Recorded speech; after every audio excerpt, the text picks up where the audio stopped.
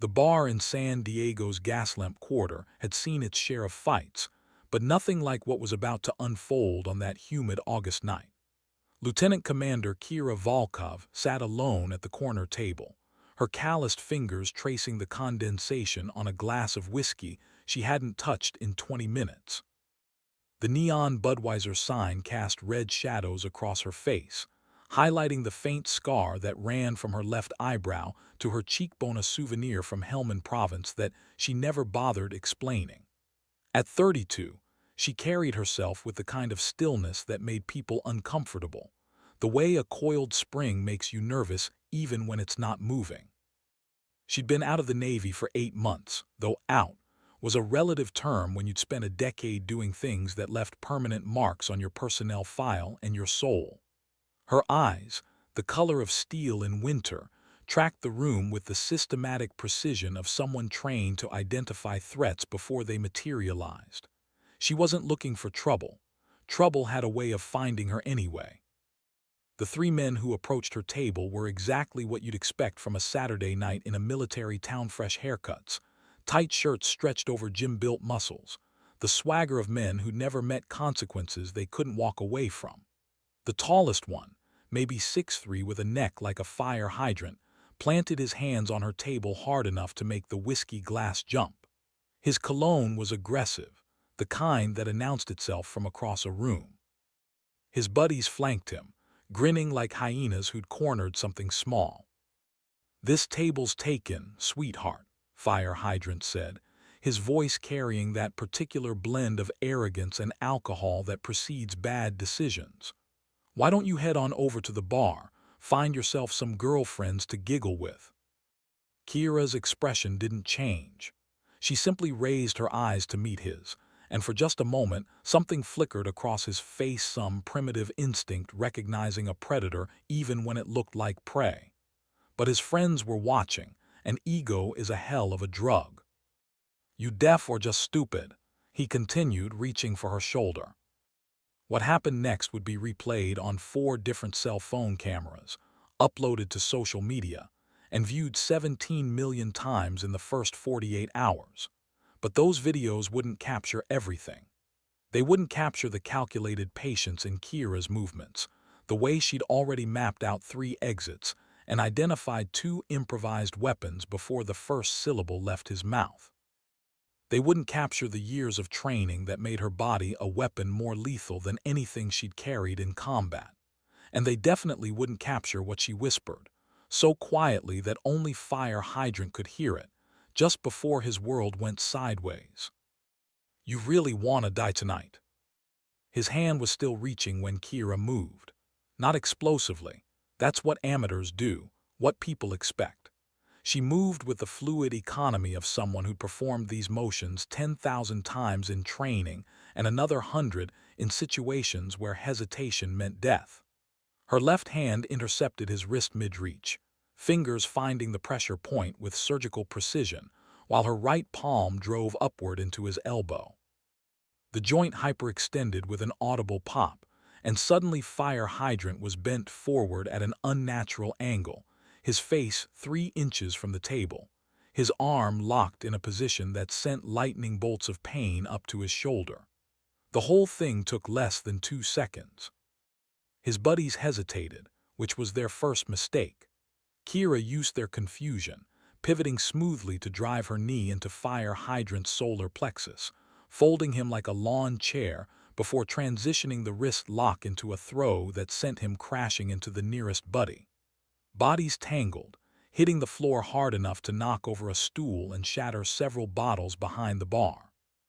The music kept playing, some pop country anthem about trucks and beer providing a surreal soundtrack to the violence unfolding in the corner. The third guy, slightly smarter or slightly slower than his friends, took a step back, hands raised, but not high enough, not fast enough. Kira closed the distance in one stride, her fist driving into his face with the kind of precision that comes from understanding anatomy at a tactical level. She'd aimed for the junction where jaw meets skull, the sweet spot that scrambles equilibrium and turns muscles to water. He dropped like someone had cut his strings, blood streaming from his nose, his eyes already swelling shut. Fire Hydrant was trying to get up, which showed either courage or stupidity. At this point, the distinction didn't matter. Kira caught him mid-rise with an elbow strike to the temple, calculated, controlled, enough force to put him down but not enough to kill.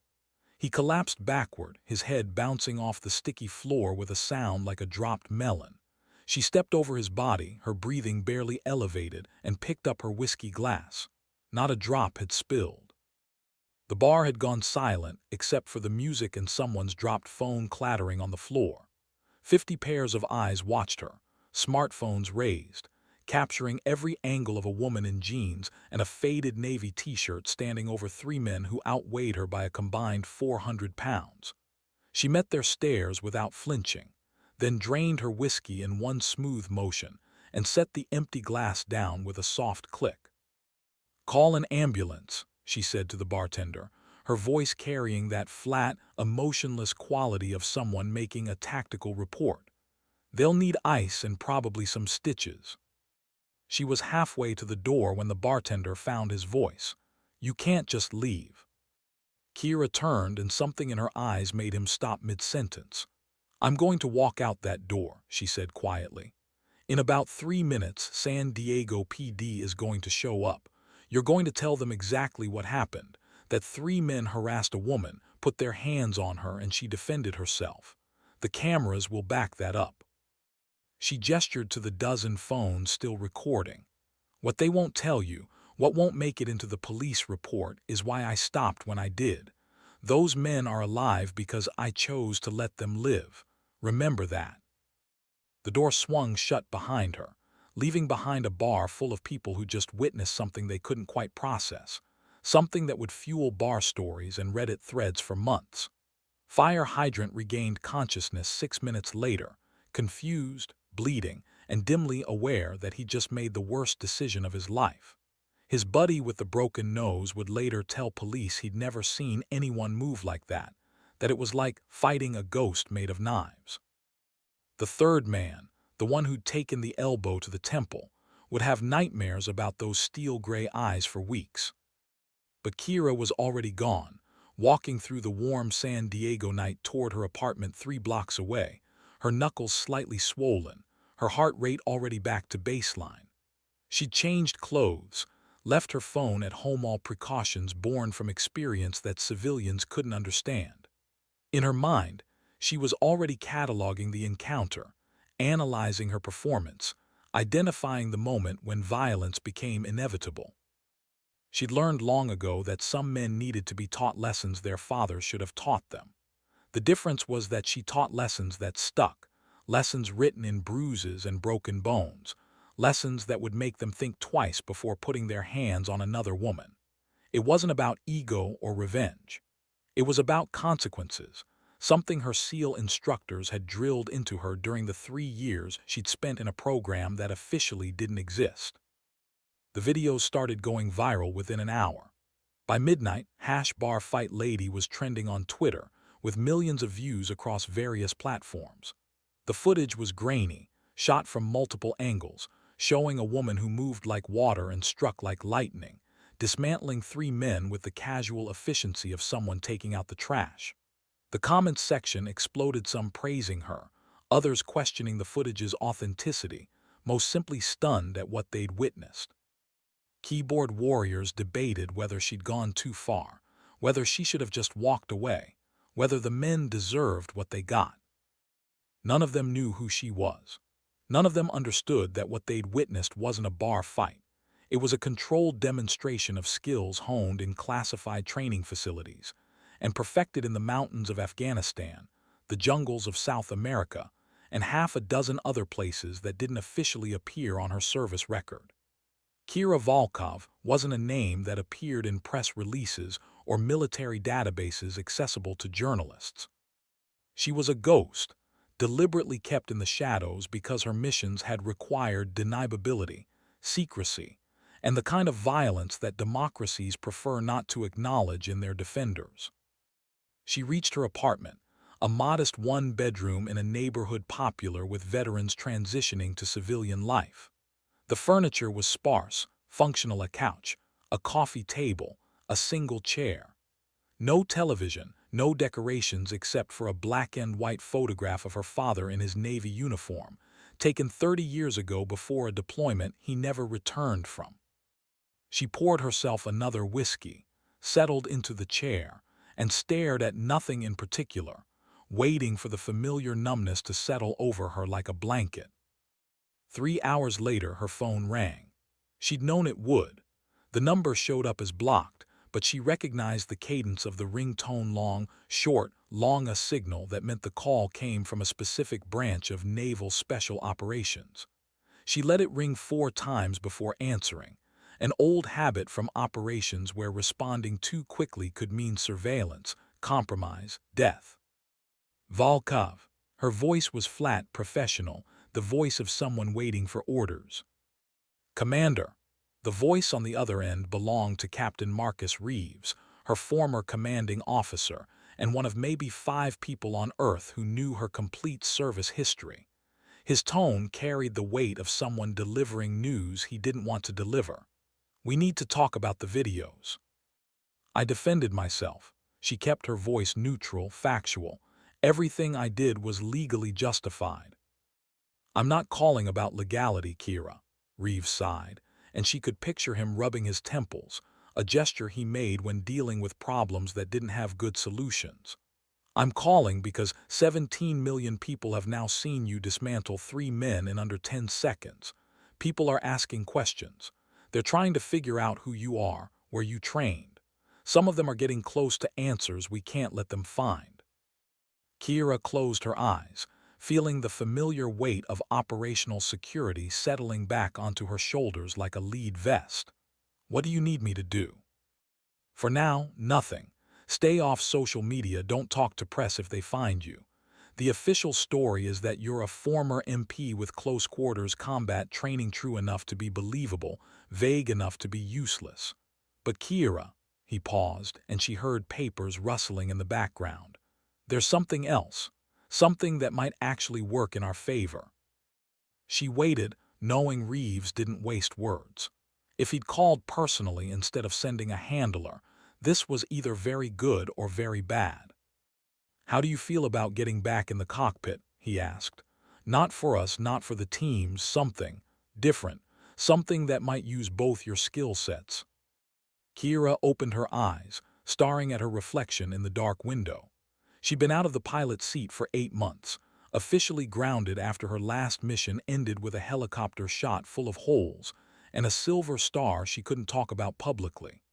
The therapist the Navy made her see had used words like adjustment disorder and hypervigilance, had suggested she needed time to decompress, to process, to heal. What the therapist didn't understand was that Kira didn't decompress.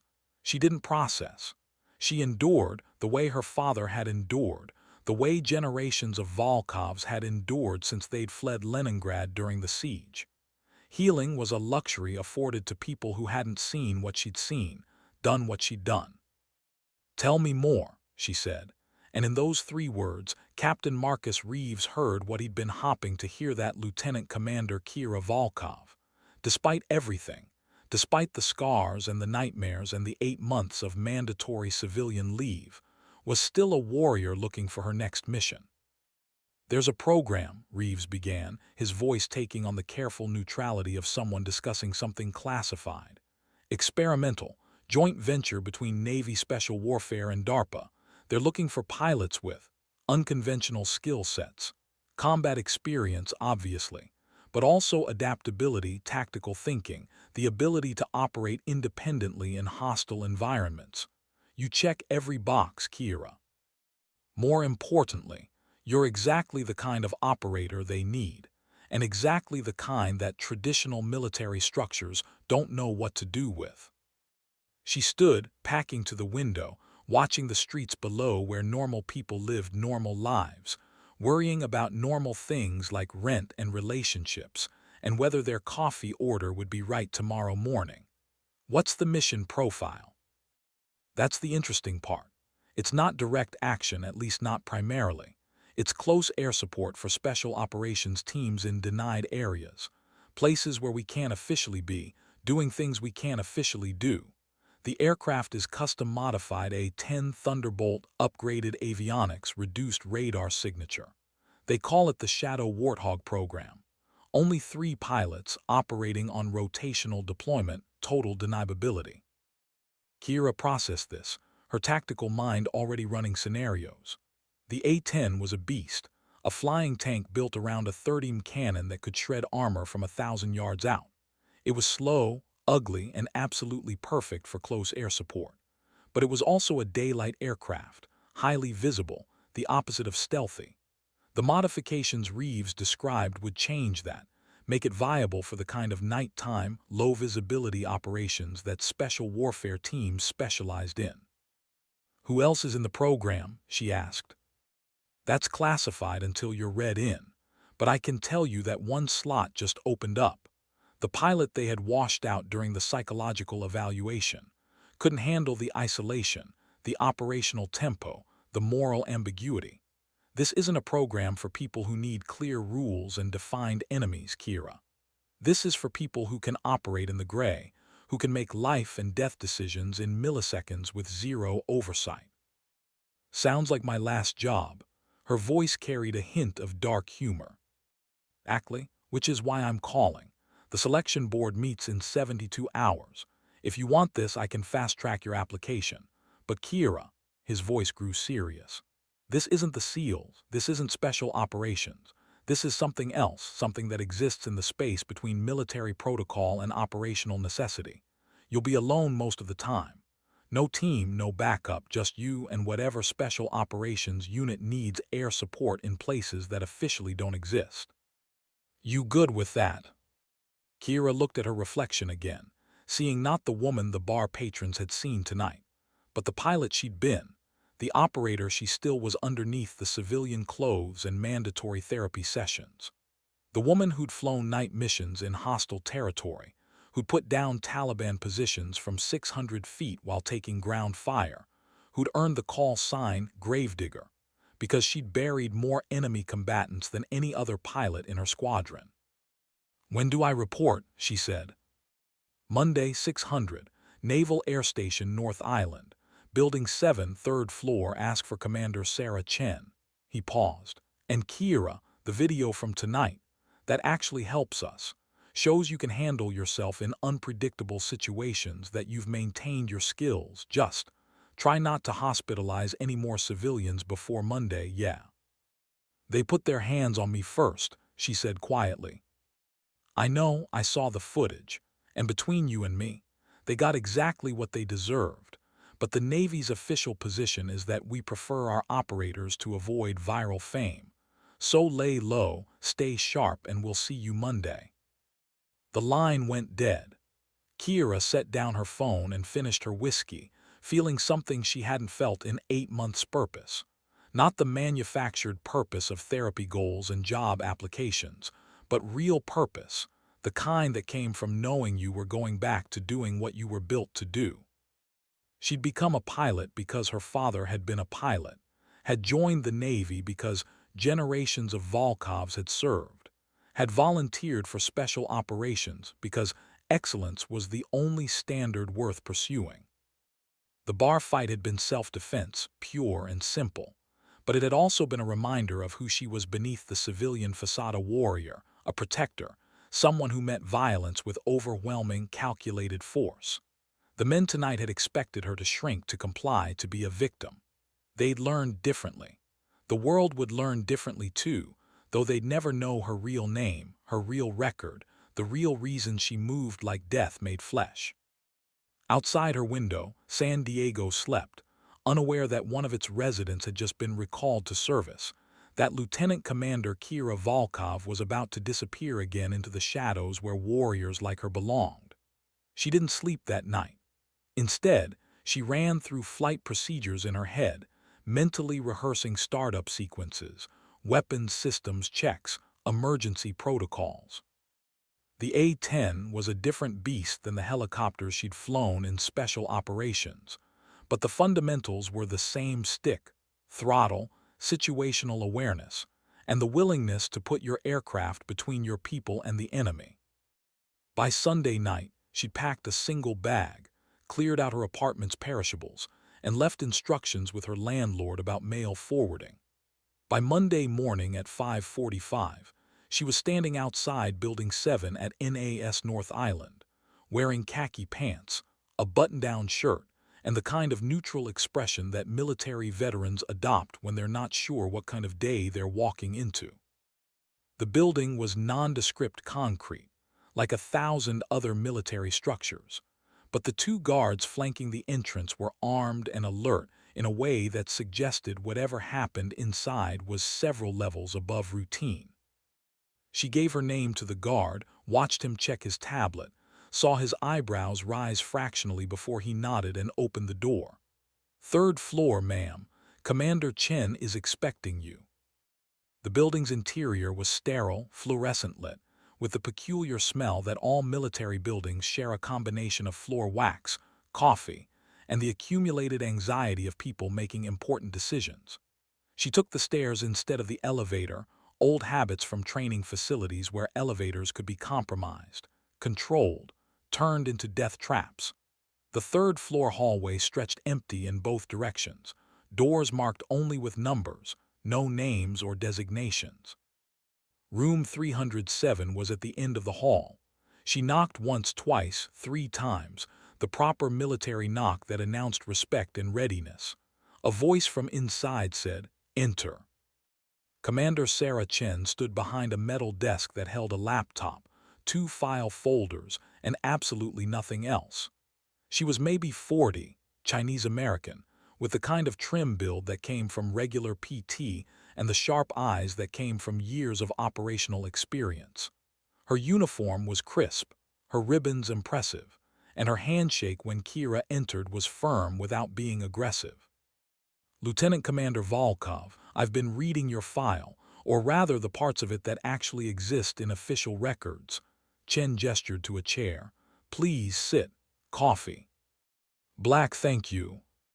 Chen poured from a carafe that had been sitting on a hot plate, handed Kira a mug that said "World's Okayest Commander," and settled into her own chair. "I'm going to be direct with you, Volkov, because we don't have time for the usual song and dance. You're here because Captain Reeves vouched for you, and his vouches carry weight. You're also here because you've demonstrated skills and temperament that this program desperately needs. But you're not here yet, understand? This is an interview, an evaluation, a chance for both of us to determine if this is the right fit." "Understood, ma'am." "Good. First question. The video from Saturday night. Walk me through your decision-making process from the moment those men approached your table to the moment you left the bar." Kira had expected this question. She'd rehearsed her answer, but now, sitting across from Chen, she made a split-second decision to give the raw truth instead of the sanitized version. "I knew they were going to escalate the moment they approached.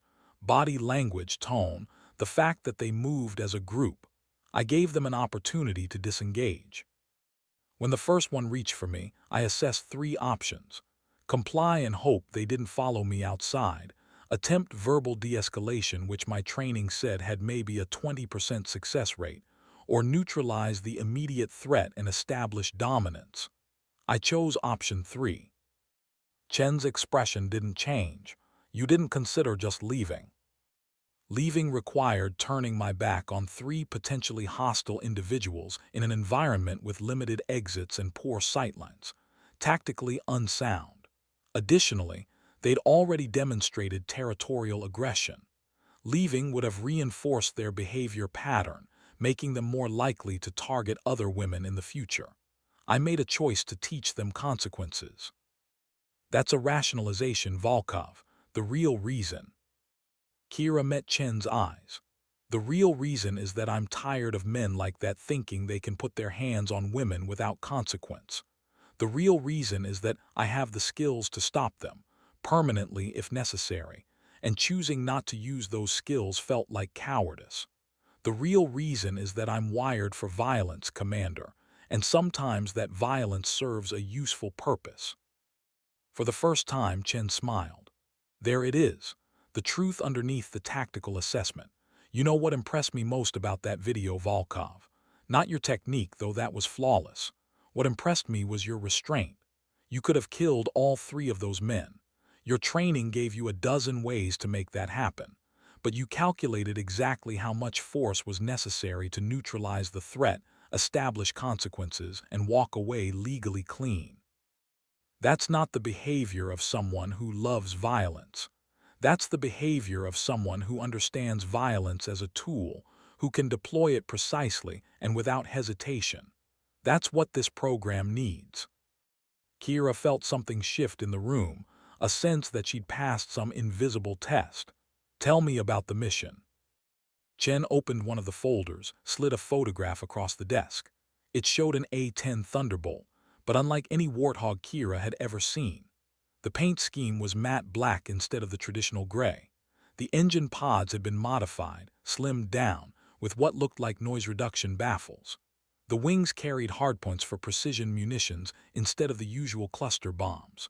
The whole aircraft looked like someone had taken the legendary Warthog and bred it with a stealth fighter. Shadow Warthog, Chen said. Officially designated A-10X, unofficially called Whisper by the pilots. It's everything the original A-10 is: survivable, lethal, purpose-built for close air support, but redesigned for denied area operations.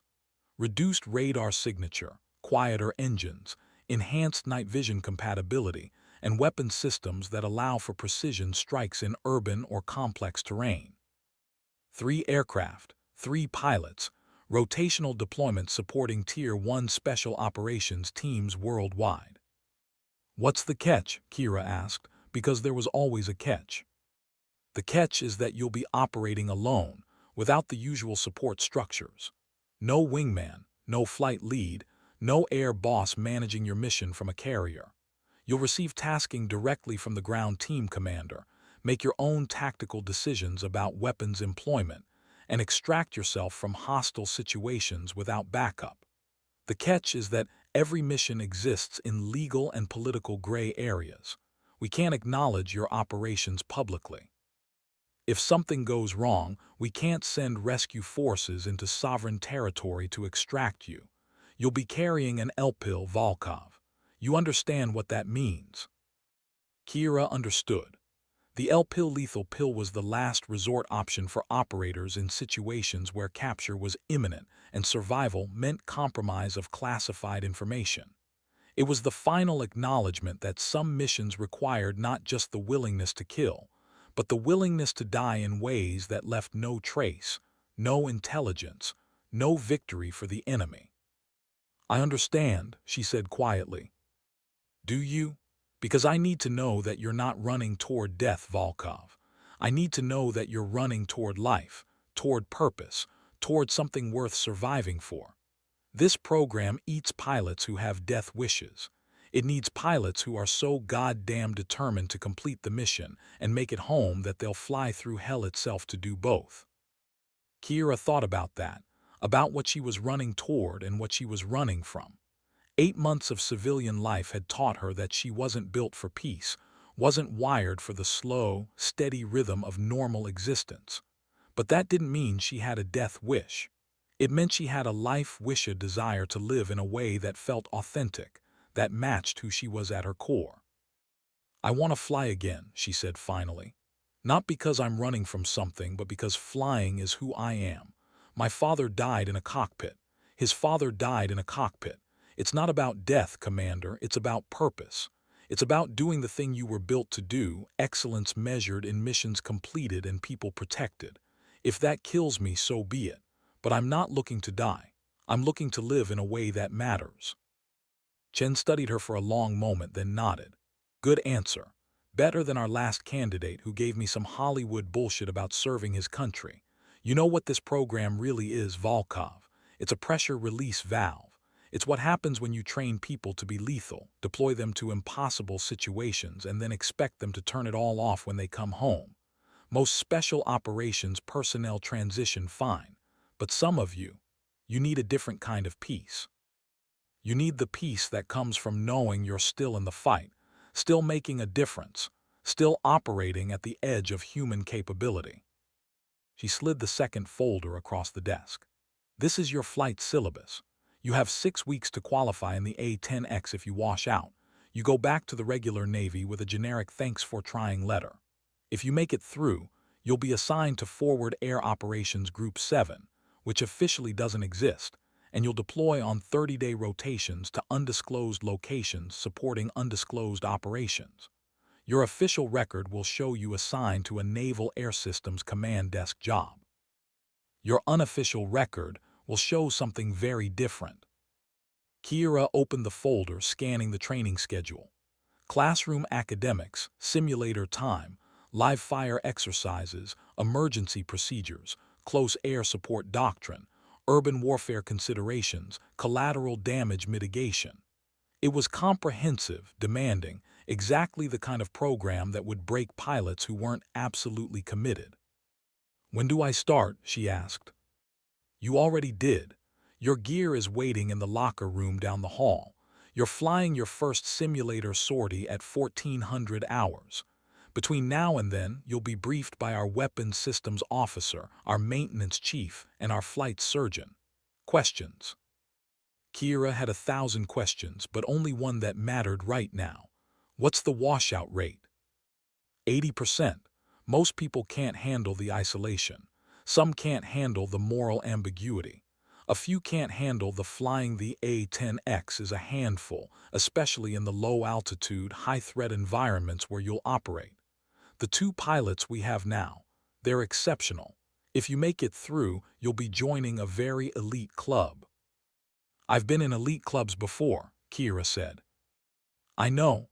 I read your SEAL evaluation reports. Your instructors said you were the most tactically proficient student they'd trained, but also the one most comfortable operating alone. They said you didn't need external validation, didn't need the team environment that most operators thrive in. That's why you're here, Volkov. The Shadow Warthog program needs pilots who are complete unto themselves, who can operate for weeks at forward bases with minimal interaction, who can make life and death decisions without committee consensus." Chen stood, extending her hand. "Welcome to Forward Air Operations Group 7, Lieutenant Commander. Try not to punch anyone during training. We need you in the cockpit, not in the brig." Kira shook her hand, feeling the weight of the commitment settling onto her shoulders.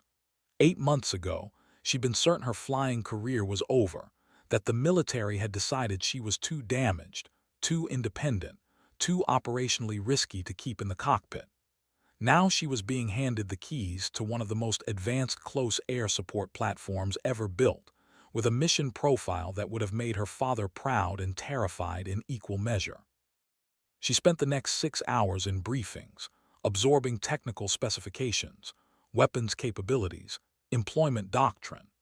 The A-10X carried the same GAU-8 Avenger cannon as the original Warthog, a 7-barrel rotary cannon that fired 30mm rounds at a rate of 3,900 per minute, capable of shredding tanks and obliterating hardened targets. But it also carried precision-guided munitions, JDAMs, Hellfires, small-diameter bombs, that allowed for surgical strikes in complex urban terrain. The modified engines gave it better high-altitude performance while maintaining the low-altitude maneuverability that made the A-10 legendary. The avionics suite included cutting-edge targeting pods, infrared systems, and data link capabilities that let the pilot see exactly what the ground team was seeing in real time. At 1400 hours, she climbed into the simulator, a full-motion cockpit that replicated the A-10X's systems with unsettling accuracy. The instructor pilot, a taciturn lieutenant colonel named Harrison, strapped her in, adjusted her helmet, and then settled into the instructor station without ceremony. "This is a familiarization flight," he said through the intercom. "I want to see how you handle the aircraft, how you process information, how you prioritize tasks under pressure. Don't worry about being perfect. Just show me that you can fly without killing yourself." Kira ran through the startup checklist, her fingers finding switches and controls with the muscle memory of thousands of flight hours in different aircraft. The simulator came alive around her, displays lighting up, systems initializing, the familiar hum of engines spooling up vibrating through the seat. She'd flown attack helicopters, transport planes, even had some time in FA-18s during a cross-training evolution.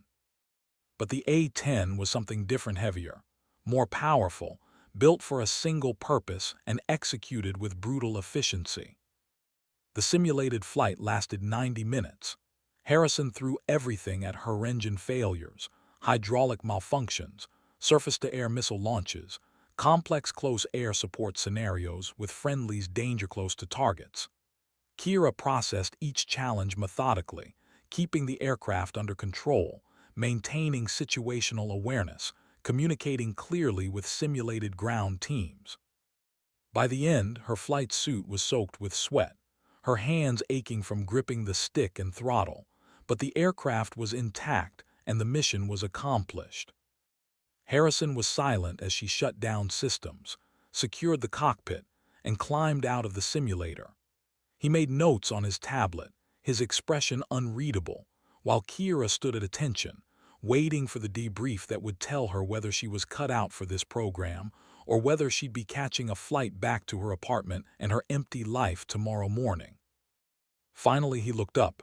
"You fly angry," he said. Kira blinked, not sure how to respond to that assessment. "It's not a criticism," Harrison continued. "It's an observation. Most pilots fly with precision, with discipline, with adherence to procedures. You flew today like you were personally offended by every threat, every malfunction, every challenge I threw at you. You flew like the aircraft was an extension of yourself, like mission failure was a personal insult you couldn't tolerate. I've been training pilots for 20 years, Volkov. I've seen technically proficient pilots, I've seen naturally gifted pilots, I've seen pilots who are adequate and pilots who are excellent.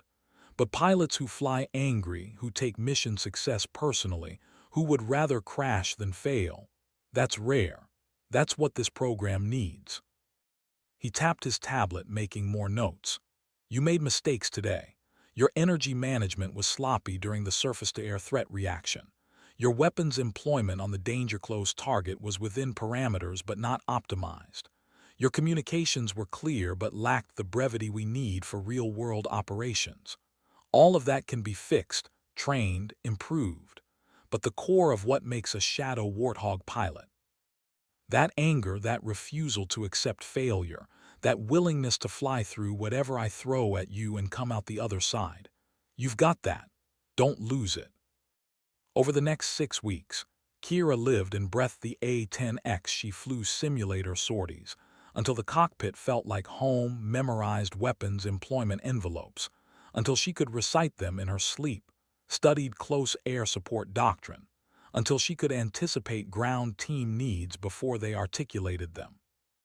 She flew her first live sortie on day 23, taking off from a small auxiliary field in the California desert, the Warthog's twin engines roaring as she rotated off the runway and climbed into cloudless blue sky that stretched forever. The real aircraft felt different than the simulator, heavier, more responsive, more alive. She spent that first flight getting reacquainted with the pure physics of flight, the way an aircraft communicated through controls and engine noise, and the subtle vibrations that told a pilot everything they needed to know about their machine's health. By Flight 3, she was running live-fire exercises, putting 30 rounds through target tanks on the ranges, feeling the aircraft shudder as the massive cannon unleashed its devastating firepower. By Flight 8, she was flying complex close air support scenarios with Marine ground teams, coordinating attacks in rolling terrain where one wrong bomb could kill friendlies instead of enemies. Lieutenant Colonel Harrison flew chase on most of her sorties, providing real-time feedback, pushing her harder each flight. His criticisms were surgical, specific, aimed at making her better rather than tearing her down. When she made mistakes, he made sure she understood not just what she'd done wrong, but why it mattered, how it could get people killed in real operations. When she performed well, his praise was equally specific. Good target identification, proper ordnance selection, effective coordination with ground element. On the final evaluation flight, Harrison handed her a scenario that was deliberately impossible while friendlies pinned down by a company-sized enemy force in an urban area. Rules of engagement that prohibited anything except precision strikes, whether deteriorating, fuel state critical. It was the kind of scenario designed to test how pilots handled situations with no good solutions, where every option had downsides and success meant choosing the least bad path forward. Kira flew that mission with the cold calculation of someone who'd made life and death decisions before. She prioritized targets based on immediate threat to the ground team, accepted that she wouldn't be able to engage every enemy position, coordinated her strikes to create escape routes rather than attempting wholesale destruction. When fuel state forced her to return to base with enemy forces still active, she made the call decisively, trusting that she'd done enough to give the ground team a fighting chance. The debrief afterward was different than the others. Commander Chen was there, along with Harrison and the two Shadow Warthog pilots who'd already completed the program, a taciturn major named Rodriguez and a surprisingly young-looking captain named Thompson. They reviewed her performance systematically, analyzing every decision, every weapons pass, every communication. When they were done, Chen looked at the other pilots, received silent nods and turned back to Kira. "Congratulations, Lieutenant Commander Volkov. You passed. You'll be assigned to Forward Air Operations Group 7 effective immediately, with your first deployment scheduled for 60 days from now. That gives you time to complete the rest of your readiness training, update your will and next of kin information, and say whatever goodbyes you need to say. Questions?" Kira had 1. What's my call sign? The pilots exchanged glances and Rodriguez spoke for the first time. "We don't use our old call signs here. Too much history, too many connections to our previous units. You'll need a new one, something that fits the mission." "Suggestions?" Chen asked the room. Thompson, who had a dry sense of humor that belied his youth, said, "How about viral? Since 17 million people watched her hospitalize those guys in San Diego." Harrison shook his head. "No, call signs should reflect the pilot's approach to the mission, not their off-duty activities. Volkov flies with purpose, with intensity, with that personal edge I mentioned.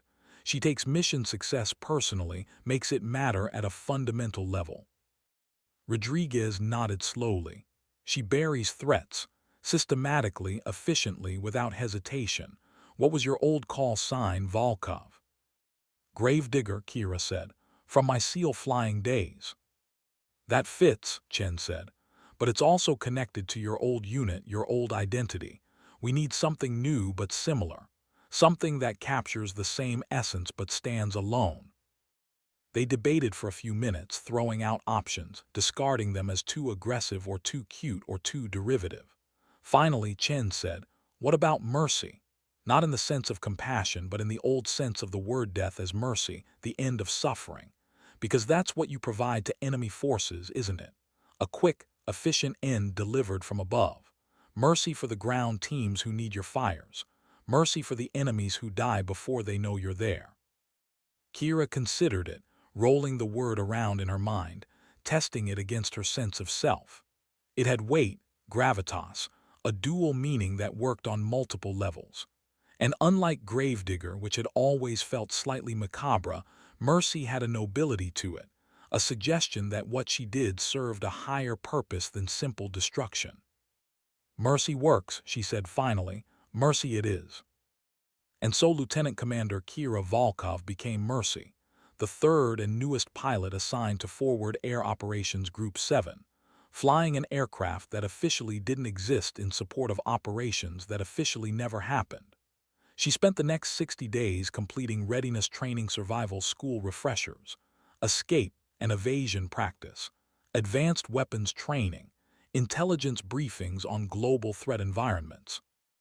She updated her will, listing her father's only surviving brother as her next of kin, a man she'd met twice in her life but who shared her blood and therefore her obligations. She sold most of her possessions, storing the few things that mattered in a rented storage unit in San Diego that she'd probably never see again. The night before her first deployment, She sat alone in a hotel room near NAS North Island, drinking whiskey and thinking about the path that had led her here. From her father's death when she was 12, through her Naval Academy years, where she'd been one of only a handful of women in her class, through flight school and her first fleet assignment, through the day she'd volunteered for SEAL support flying, and learned what it meant to put an aircraft into hostile territory with zero margin for error. She thought about the missions that had earned her Silver Star, missions she couldn't talk about, missions that involved flying through mountain valleys so narrow that her rotor tips nearly touched the walls, delivering operators to targets that would be dead before sunrise.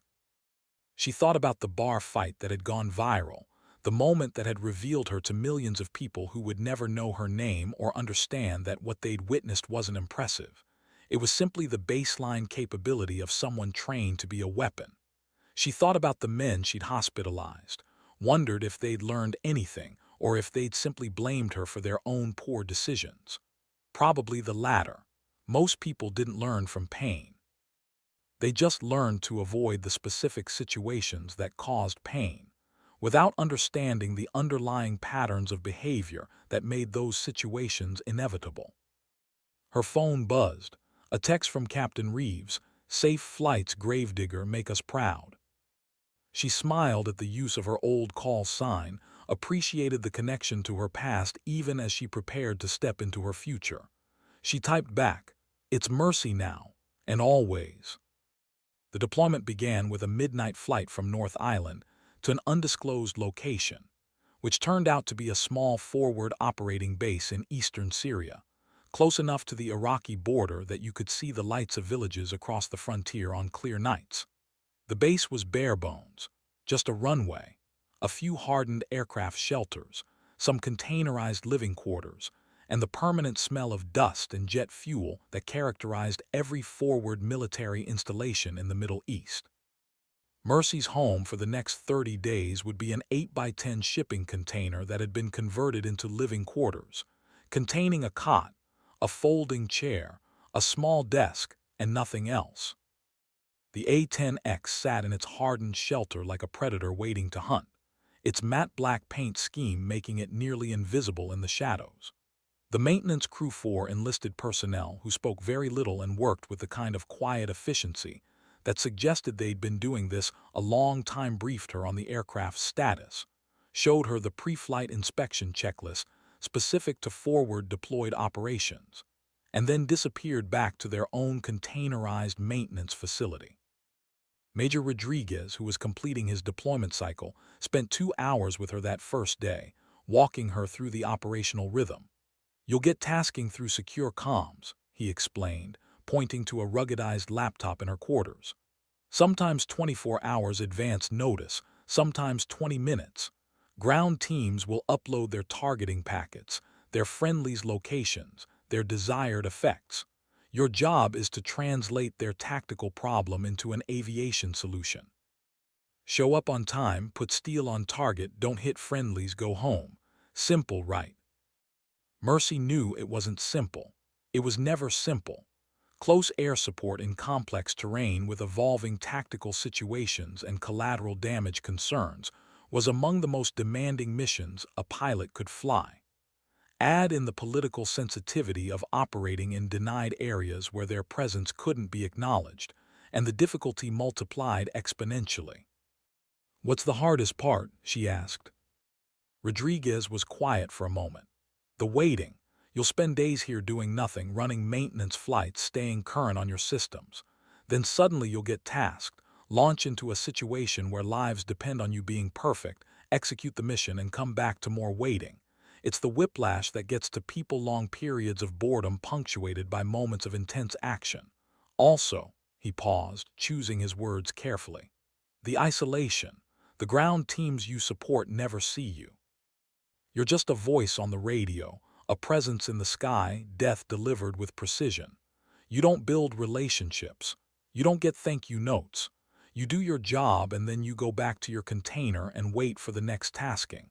Some pilots can't handle that lack of human connection." "I can handle it," Mercy said with confidence she absolutely felt. Her first combat sortie came 72 hours into the deployment. A Delta Force team was conducting a high-value target raid in a compound near Deir ez-Zor, intelligence suggesting the presence of ISIS leadership and operational planning materials. The mission should have been straightforward: breach, clear, extract, but intelligence is always imperfect, and compounds in Syria have a tendency to be more heavily defended than expected.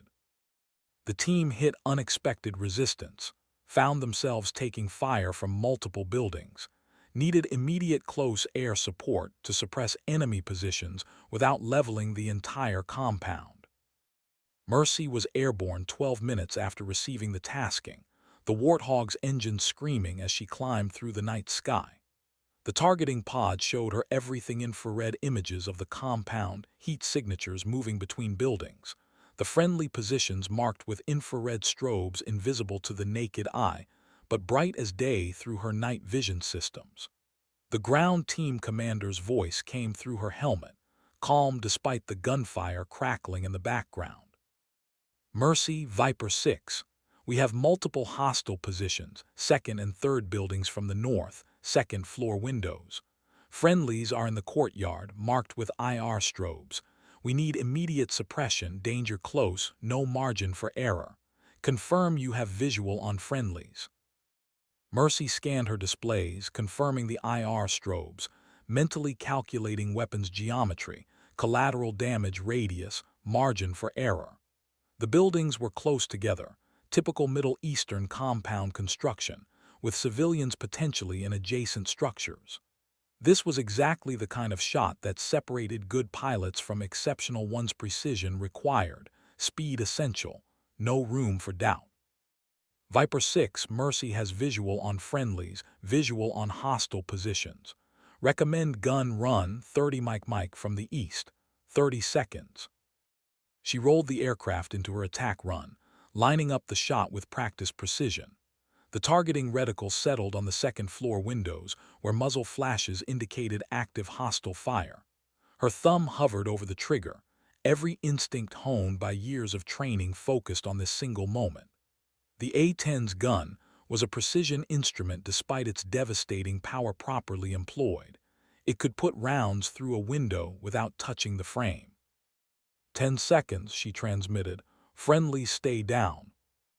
The GAU-8 cannon erupted, the entire aircraft shuddering as 70 rounds of 30 depleted uranium tore through the night. The camera feed showed the building's second floor disintegrating, walls collapsing, the muzzle flashes ceasing instantly. She pulled off target, climbing and turning to assess the damage, watching as the dust cleared to reveal devastation precisely limited to the hostile positions. Viper 6, Mercy is off target. Assess. Mercy, Viper 6. Good hits, good hits. Hostile fire has ceased. We're continuing the breach. Stand by for possible follow-on tasking. She flew an orbit overhead while the ground team completed their mission, her eyes constantly scanning for new threats, her weapons systems ready to engage anything that threatened the operators below. 20 minutes later, Viper 6 transmitted that they had secured the objective, captured 3 high-value individuals, and were exfiltrating to their pickup zone. Mercy provided top cover during their extraction, then turned for home as the first hints of dawn began to paint the eastern horizon. Back at base, she completed her post-flight inspection, briefed the maintenance crew on system status, and filed her mission report with the clinical precision of someone documenting a surgical procedure.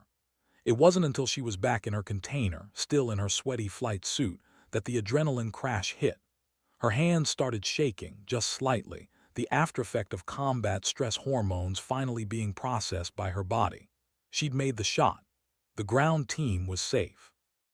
The mission was successful, but she'd been 30 feet away from killing friendly forces, one small error away from turning a successful operation into a catastrophic friendly fire incident. This was the reality of close air support that civilians never understood, the crushing weight of responsibility, the knowledge that your decisions had immediate, violent, permanent consequences. Get it right, and warriors went home to their families. Get it wrong, and you spent the rest of your life knowing you'd killed your own people. Mercy didn't sleep that day. Instead, she ran through the mission again in her mind, analyzing every decision, looking for mistakes or inefficiencies. The shot had been clean, the geometry correct, the execution flawless. But it could have been faster.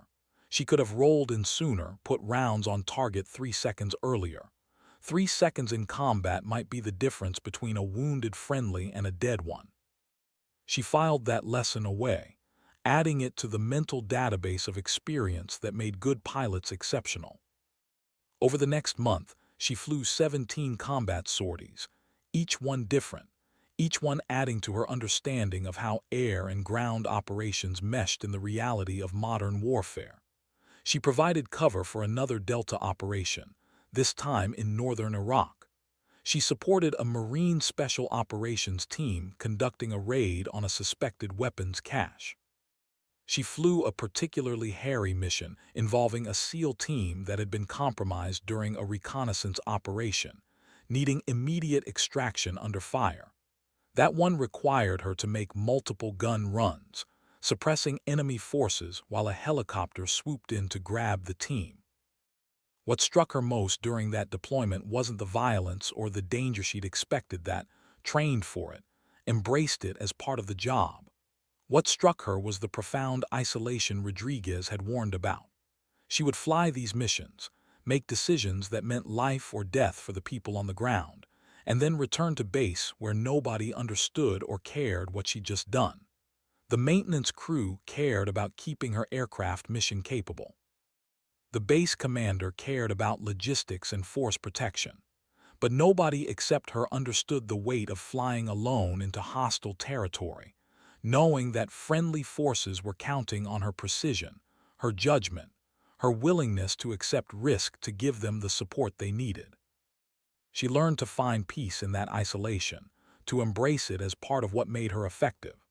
Without the social bonds that connected her to specific teams, she could maintain the objectivity necessary for good decision-making. She wasn't trying to save friends or prove herself to teammates. She was simply executing her mission with the clinical precision of a surgeon. Assess the problem, apply the solution, achieve the desired effect, move on to the next patient. By the end of that first deployment, she'd flown more combat hours than most pilots accumulated in entire careers. She'd proven herself to the ground teams, who began specifically requesting Mercy when they needed close air support in complex situations. She'd become known for her precision, her willingness to take difficult shots, her ability to stay calm when situations deteriorated. The call sign fit her perfectly. She delivered Mercy in its oldest, most violent form, ending threats with surgical efficiency. When Major Rodriguez returned to relieve her at the end of her 30 days, he found a different pilot than the one he'd briefed a month ago. Mercy had lost weight, her face leaner, her eyes harder. But she'd also gained something, a confidence born from successful operations, a sureness of purpose that came from knowing she was exactly where she belonged, doing exactly what she was built to do.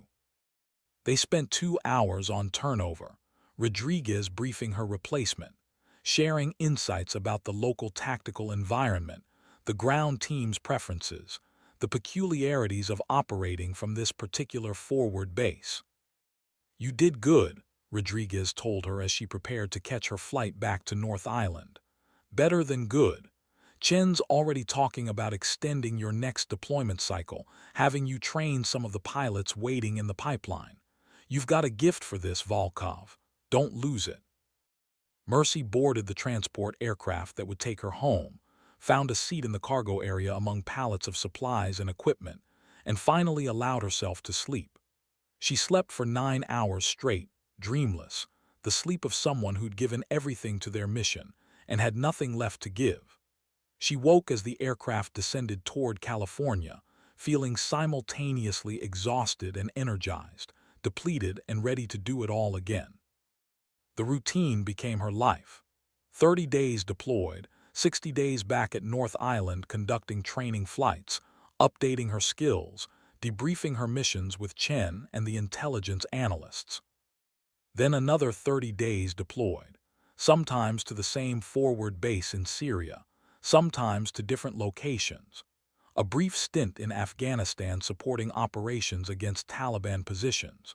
2 weeks in East Africa providing air support for counter-terrorism operations. A particularly intense deployment to the Philippines where she supported operations against Islamic militants in dense jungle terrain. Each deployment added to her reputation. Ground teams began requesting her specifically, trusting that when Mercy showed up overhead, things were going to be handled precisely and professionally. She developed a sixth sense for the rhythm of close air support, the way experienced pilots can anticipate ground teams' needs before they articulate them, can read the tactical situation from 1,000 feet up, and understand what support would be most effective.